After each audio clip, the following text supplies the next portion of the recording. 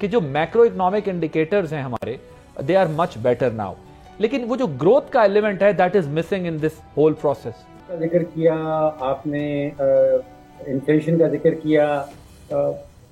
اب مجھے نظر آنے لگا ہے کہ دو ڈفرینٹ اکانومی پاکستان کے اندر ابھی آپ کو واضح طور پہ ابھرتی نظر آ رہی. ایک اکانومی ہے میکرو انڈیکیٹرز کی جن کا آپ ذکر کر رہے ہیں، جن کا حکومت ذکر کرتی ہے، وہ بھی حقائق ہیں کہ واقعی میں ریٹ آف انفلیشن نیچے آیا ہے، واقعی میں ریٹ آف انٹرسٹ بھی نیچے آیا ہے.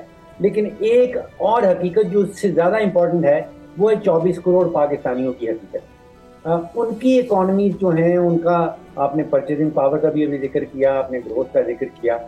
دیکھیے پچھلے کوئی 18 سے 24 مہینوں میں ہوا کیا ہے کہ جو بجلی کا ریٹ ہے وہ لگ بھگ 100% بڑھ گیا ہے، اور جو گیس کا ریٹ ہے وہ حکومت اپنے اعداد و شمار کے مطابق ہمیں بتاتی ہے کہ لگ بھگ 500% بڑھ گیا.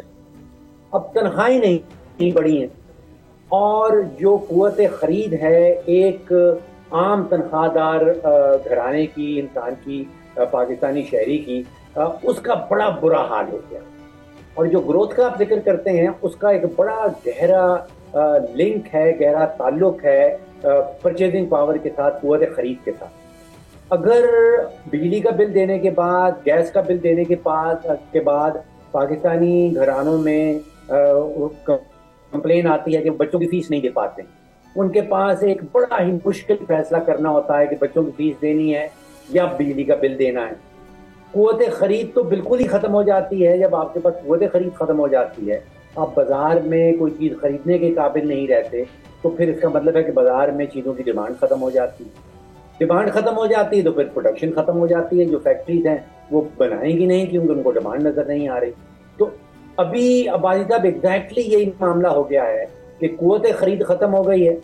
خاص طور پہ جو تنخواہ دار طبقہ ہے، آپ اندازہ کیجئے کہ 2019-2020 میں جو مجموعی ٹیکس اکٹھا ہوتا تھا تنخواہ دار طبقے سے، وہ لگ بھگ 80 ارب روپیہ ہوتا تھا. آج وہ پہنچ گیا ہے 500 ارب پہ.